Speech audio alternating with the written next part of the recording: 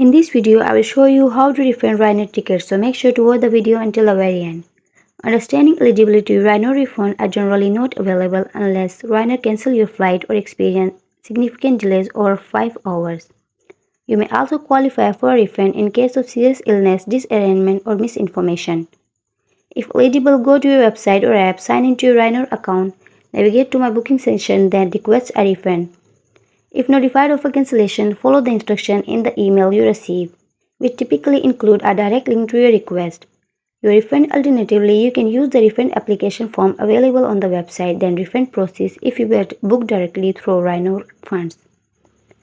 It will be credited to your wallet within 24 hours, which can be withdrawn to your original payment method within the 5 working days.